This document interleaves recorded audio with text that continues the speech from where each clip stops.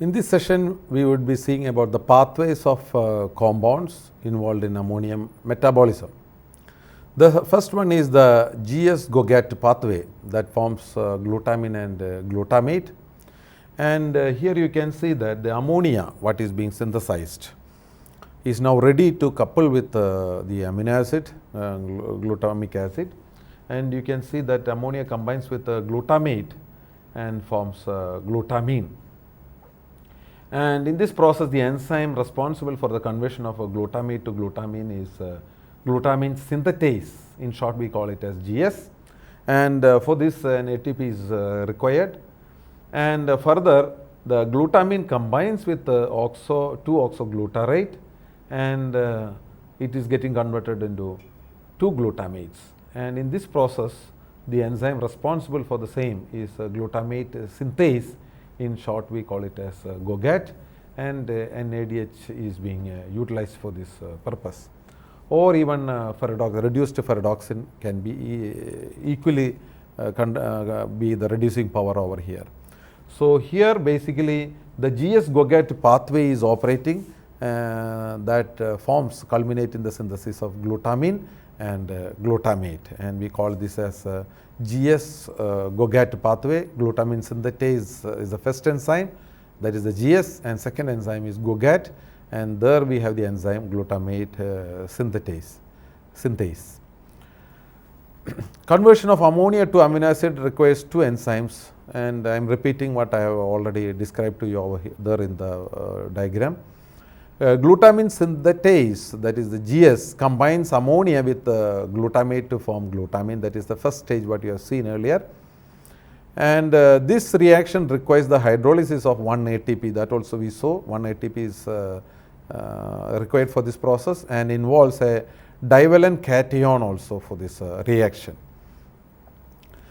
Generally, plant contains 2 classes of GS, that is the glutamine synthetase, and one in the cytosol and other in the root plastids or shoot chloroplast. The cytosolic forms are expressed in germinating seeds or in the vascular bundles of roots and shoots and produce glutamine for intracellular nitrogen transport. So, 2 classes of glutamine synthetase, and the first one is the cytosolic form, and they are generally expressed in the germinating seeds or in the vascular bundles of roots and shoots and produce glutamine for intracellular nitrogen transport within the cell. Transport of glutamine, nitrogen is happening because of this. The GS in root plastids generate amide nitrogen for local consumption, and in the case of root plastids, the role of GS is to synthesize amide, that is the glutamine, for local consumption, for the local usage. The GS in shoot chloroplast reassimilates the photorespiratory ammonia. So, in shoot chloroplast, the role of GS is to reassimilate. In photorespiratory process also, you know, the ammonia is being synthesized. That ammonia will be reused by the activity of the GS in the shoot chloroplast. And here also light and carbohydrate levels alter the expression of the plastid forms of the enzyme, but they have little effect on the cytosolic forms. Light and carbohydrate has a high influence on the plastid form of the enzyme, but not on the cytosolic forms. Earlier you should remember there are 2 forms we have already seen. One is the cytosolic form and the other is the chloroplastic form or the plastid form.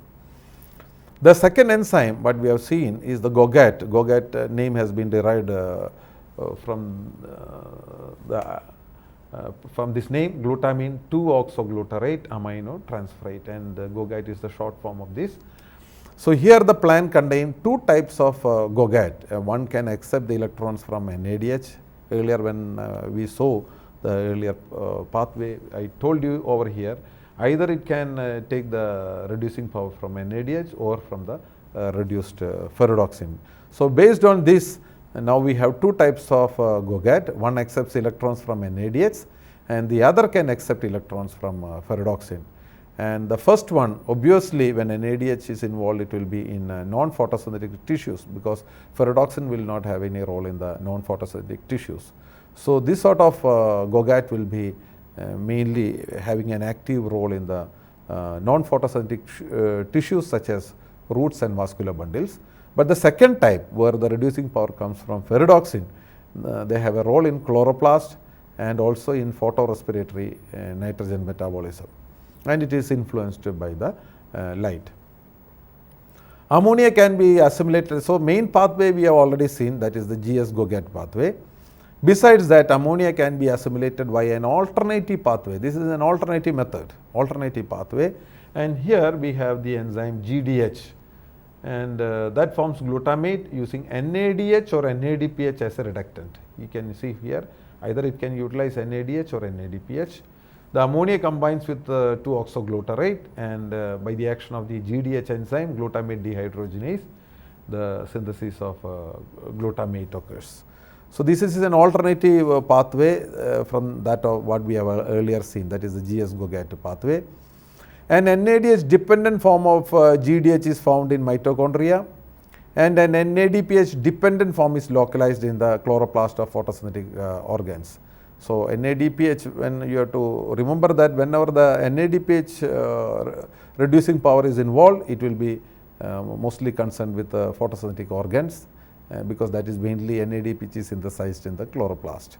And NADH dependent form of GDH is found in the mitochondria, and NADH is generally comes out through the respiratory process occurring in the mitochondria through the TCA cycle.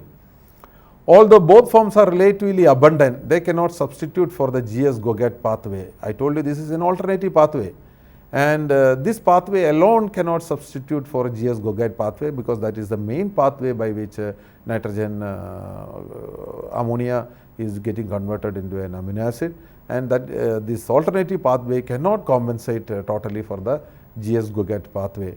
And if you see, another one of the main process is the transamination reactions. Once the glutamate is formed, the ammonia present in the glutamate is transferred to an oxaloacetate, and that is why that because of transfer only we get this name transamination reaction. The amino group is getting transferred from the glutamic acid. Here ammonia is not directly involved, but glutamic acid is involved. Whatever the ammonia has been gained by the glutamic acid is contributed to an oxaloacetate, and the enzyme responsible for this is aspartate aminotransferase. Aspartate aminotransferase, and in this process the synthesis of an aspartate as well as a oxoglutarate is formed. So, this is an transamination reaction. The transfer of the amino group attained by glutamic acid is occurring over here, and this is the third reaction what we have seen in the ammonia metabolism. And aspartate is an amino acid that participates in the malate aspartate shuttle to transfer reducing equivalents from the mitochondrion and chloroplast in the cytosol. So, you should remember the main role played by aspartate is as an amino acid that participates in the malate aspartate shuttle to transfer reducing equivalents from the mitochondria and chloroplast in the cytosol. So, that is an important role for this particular amino acid. And in the transport of carbon from mesophyll to bundle sheath for C4 carbon fixation. If you recollect the C4 pathway, you might be remembering the role played by the aspartate in the transport of carbon from mesophyll to the bundle sheath cells. All transamination reactions what we have described, they require vitamin B6 as a cofactor, then only it can be functional. And generally aminotransferases are found in cytoplasm, they are found in chloroplast, mitochondria, glyoxysomes and peroxisomes. So, mainly the synthesis of aspartate takes place in cytoplasm, chloroplast, mitochondria, glyoxysomes and peroxisomes. Now, once the aspartate is formed, it will not stop over there. The conversion of aspartate to asparagine will take place, that is the one of the amide form. And what is the difference between aspartate and an asparagine? As you see from here, this is having a single ammonia, but it has a provision to take up another ammonia also. So, in this particular reaction it will be taking up another ammonia. So, it will have a higher storage of ammonia as compared to the aspartate form.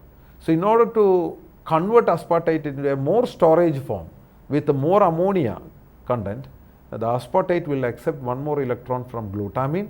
This is another amide form. Glutamine and asparagine are two amides, and it will this also have two ammonia over here, and this ammonia is received by aspartate in this reaction, and asparagine is formed, and in this process glutamine once it loses an ammonia, it converts into glutamate, but it can take up another ammonia in a reaction. So the asparagine synthesis is taking place, synthesis of asparagine by transfer of an amino acid from glutamine to aspartate, and it is catalyzed by an enzyme called asparagine synthetase. In short, we call it as AS. Asparagine synthetase, the enzyme that catalyzes the reaction, is found in the cytosol of leaves and roots and in nitrogen fixing nodules, because these are the areas where more of asparagine synthesis is going to occur.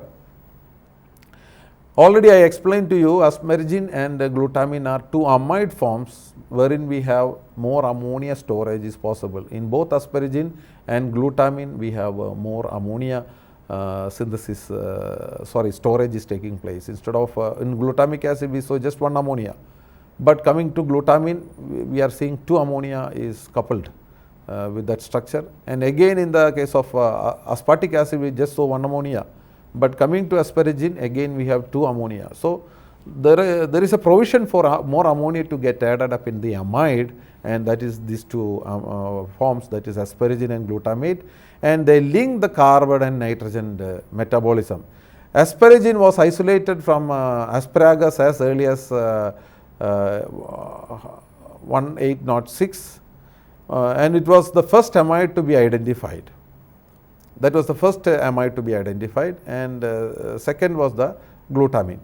It serves not only as a protein precursor but as a key compound for nitrogen transport, and it can act as a protein precursor, but more than that it has got a very important role that it can act as a compound for nitrogen transport, because nitrogen has to be transported from site of synthesis, from site of storage to site of its utilization, and for that mainly plants prefer these amide forms because they have more ammonia as compared to the other amino acids. So that is why this can act as a key compound for nitrogen transport and storage because of its stability and high nitrogen to carbon ratio. If you see the nitrogen to carbon ratio, it is 2 nitrogen to 4 carbon for asparagine, and it is 2 nitrogen to 5 carbon for glutamine. But in the case of glutamic acid, it is only 1 nitrogen to 5 carbon. So there are more nitrogen can be accommodated in relation to the carbon content. If you want to have a better look on that, we can go back again over here and see. See here the aspartate we have 1, 2, 3, 4 carbon, and we have only 1 nitrogen. But coming to the amide form of that, we have carbon 1, 2, 3, 4, but the ratio of nitrogen is 2. So here it is 4 carbon, 2 nitrogen, 4:2. Here it is 4:1. So the better carbon to nitrogen ratio would be in the case of asparagine. Similarly, if you compare glutamate and glutamine, here you can see 1, 2, 3, 4, 5. That is the 5 carbon. It is combined with only 1 nitrogen. But in glutamine, that is another amide, we have 1, 2, 3, 4, 5 carbon, and it is combining with 2 nitrogen. So here the ratio is 5:2, and here the ratio is 5:1. So better carbon nitrogen ratio is preferred, especially I told you as a storage compound as well as for the utilization in or transport purposes also it is mainly preferred. Conditions of ample energy, that is high levels of light and carbohydrates, stimulates GS-GOGAT and inhibit the AS. AS is nothing but we have already seen over here, that is the asparagine synthetase. So whenever the conditions are conducive, like we have very high light and carbohydrate, that means it is going to stimulate GS and GOGAT, and more of glutamic acid will be synthesized. Instead of synthesizing asparagine, more of glutamic acid will be synthesized, and thus favor nitrogen assimilation into glutamine and glutamate and not asparagine. Compounds that are rich in carbon and participate in the synthesis of new plant material. So, plant is preferring that situation of synthesizing compounds that are rich in carbon and participating in the synthesis of new plant and plant materials, because the asparagine and all will be more into the storage line. So, here the plant when the conditions are conducive or favoring like high levels of light are obtained or high levels of carbohydrate is obtained, then the AS, the activity of the AS is cut down and GS and GOGAT pathway goes up, and that will be utilized. The glutamine and glutamate is synthesized, is being utilized in the synthesis process.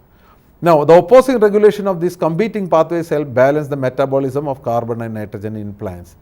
And by contrast, energy limited conditions inhibit GS and GOGAT. Energy limited conditions means when the light lowers or the carbohydrate levels are less, immediately what happens, the GS GOGAT activity goes down, and what goes up, the AS asparagine synthase activity goes up, and thus favor the nitrogen assimilation into asparagine, a compound that is rich in nitrogen and sufficiently stable, and that is good for storage and long distance transport. So, plants have a mechanism to regulate whether to activate more of GS GOGAT pathway and whether to slow down that and activate AS pathway. That plant has a mechanism to control this process. Now, we move into a very important topic, or maybe would be the second part of the nitrogen metabolism, that is biological nitrogen fixation. So, if you recollect what we discussed in the earlier part of this chapter, there we discussed that we have a huge amount of nitrogen fixed in the form of a natural fixation process, and of that we already saw that 90% is contributed by biological nitrogen fixation, and only 8% comes from lightning and 2% from photochemical reactions. So, the importance is always remaining for the biological nitrogen fixation, and that is the 90%. So, we are going into that, and we are going to understand more about the biological nitrogen fixation process. The most common type of symbiosis occurs between members of the plant family Leguminosae and soil bacteria of the genera Rhizobia. It is called in general Rhizobia, but you should understand that Rhizobia has a lot of subgroups. They have different genera: Azorhizobium, Bradyrhizobium, Photorhizobium, Rhizobium, and Cynorhizobium. So, these are the different genera coming in the big group of Rhizobia, and this Rhizobia has got an association with the Leguminosae group, and they are basically responsible for the biological nitrogen fixation. Now, another common type of symbiosis occurs between several woody plant species such as alder trees and soil bacteria of the genus Frangia. So, this is different from what we are seeing between legumes and Rhizobia. This is the association between trees and soil bacteria coming in the group of the genus Frangia. But this is very less. If you take the proportion of this nitrogen fixation happening through this process, would be comparatively very less if you try to compare it with what happens between Rhizobia and Leguminosae, the association between Leguminosae and Rhizobia. Still, other type involve the South American herb Gunera and the tiny water fern Azolla, which form associations with the cyanobacteria Nostoc and Anabina. So, this is equally important association. So, three associations we are seeing over here, that is between Leguminosae and Rhizobia, and another is between the trees and the genus Frangia, and another is between Azolla or Gunera, American herb Gunera. They have associations with cyanobacteria Nostoc and Anabina. So, all these associations, biological associations have finally they will end up in the nitrogen fixation process only, and this would be a very good chart for you to just to follow.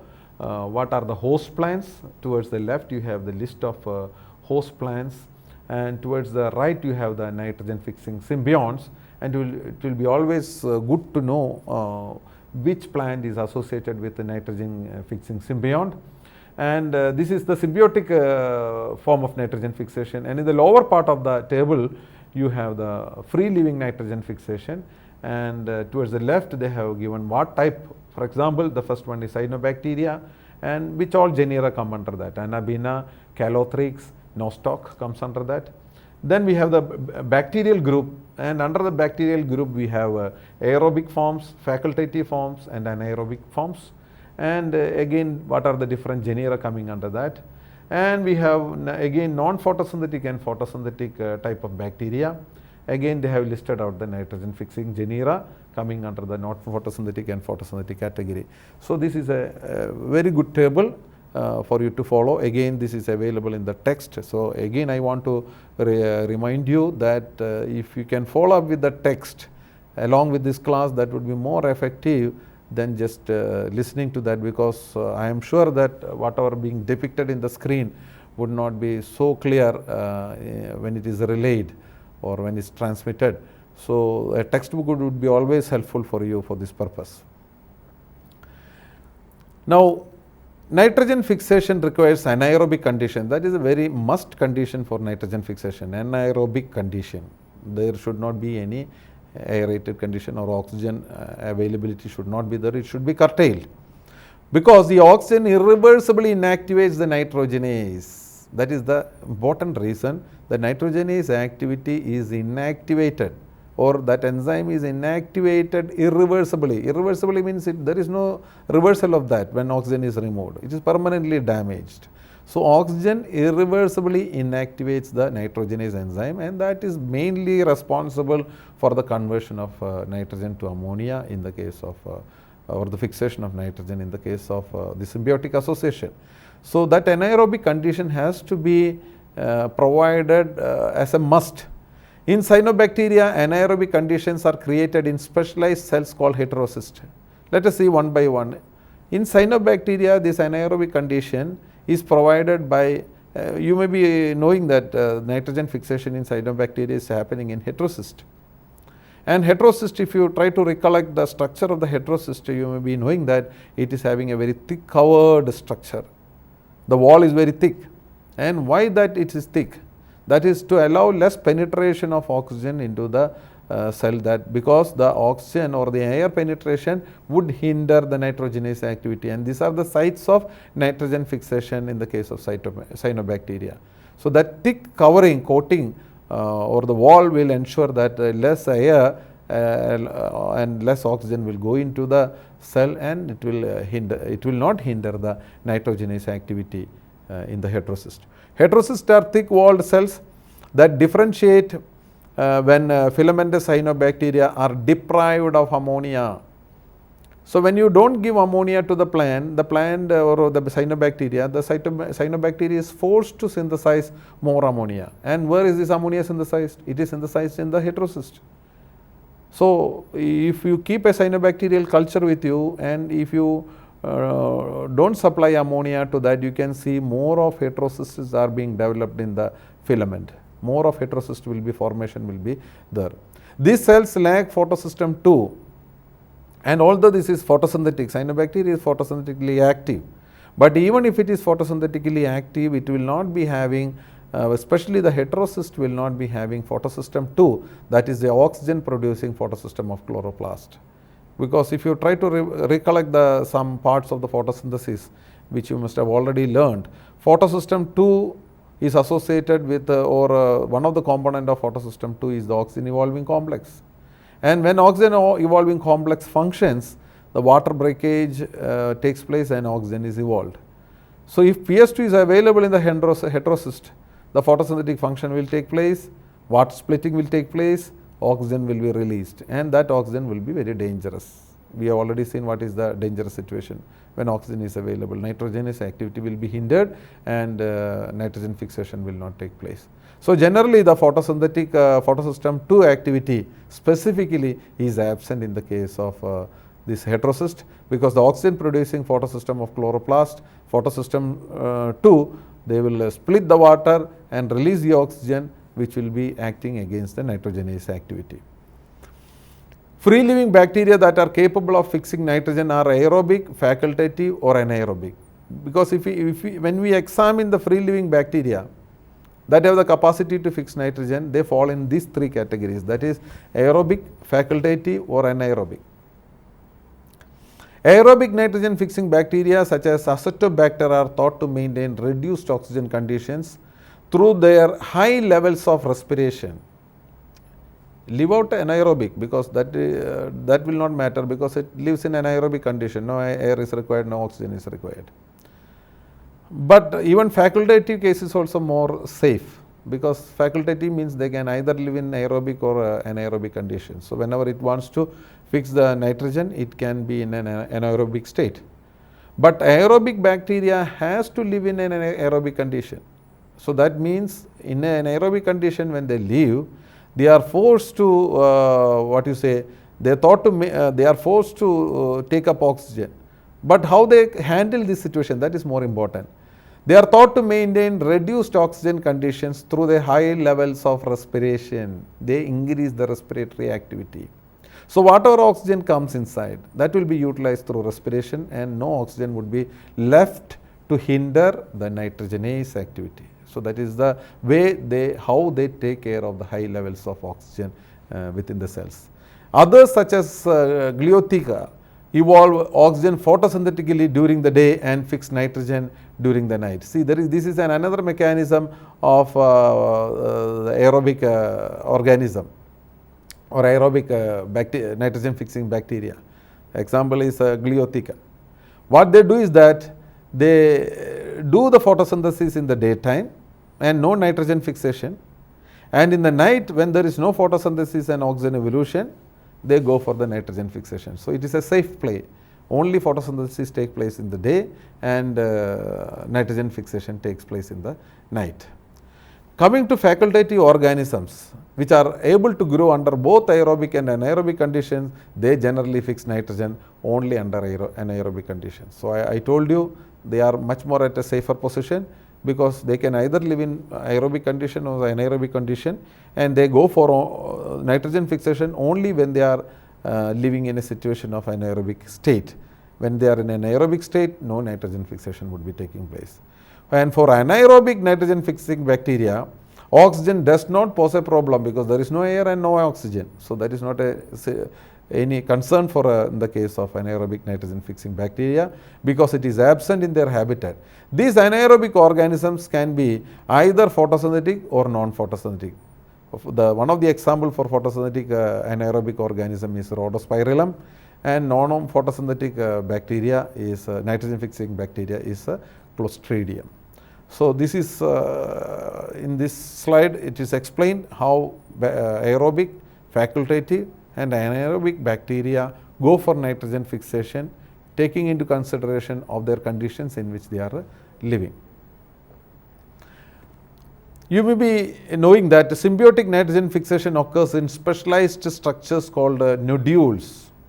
The nodule formation what takes place in the roots. In the case of Gunnera, these organs are existing stem glands that develop independently of the symbiont. So not necessarily that is always it is found in the case of roots. Sometimes this may be happening in the stem glands also. That is an example what they have pointed out, that is Gunnera. This nitrogen, the nodules are formed on the stem. In the case of legumes and actinorhizal plants, the nitrogen fixing bacteria induce the plant to form root nodules. So that is generally what we are aware of. We have more nodules formation in the case of roots, but occasionally in some cases there may be the formation of nodules on the stem also. In grasses, nitrogen fixing bacteria seem to colonize plant tissues or anchor to the root surfaces, mainly around the elongation zone and the root hairs. So here there will not be exactly a nodule formation, especially in the cases of grasses which are nitrogen fixing capacity. They seem to colonize the bacteria on the plant tissues or anchor to the root surface. The bacteria will be anchoring to the root surfaces only without the formation of a direct nodular structures. Acetobacter diazotrophicus, one of the nitrogen fixing bacteria, lives in the apoplast of stem tissues in sugarcane. This is another mode of living other than the nodule formation. They live in the apoplast of stem tissues in sugarcane and may provide its host with sufficient nitrogen to grant independence from nitrogen fertilization. So, in sugarcane we can specifically see that the bacteria which is getting associated with the sugarcane, that is Acetobacter diazotrophicus, is living in the apoplast of the stem, no nodule formation. In the case of grasses, nitrogen fixing bacteria is living on the root surfaces, and again there is no nodule formation. But major, these are all very small percentage of bacteria colonizing, but mainly they are seen as nodule, they live in the nodule, and of which the majority is through the formation of root nodules. In some exceptional cases, you can see that they live in the stem nodules. For example, what we have seen is the Gunnera. So, I will stop this portion over here, and the continuation of this nitrogen metabolism, or in fact the biological nitrogen fixation process, will be continued in the next session. And again I remind you, whatever difficulties you face in following with the figures what is being explained over here, try to take up with a e-copy, soft copy of this textbook by Plant Physiology by Theis and Seiger, and try to follow it along with the textbook for your better understanding.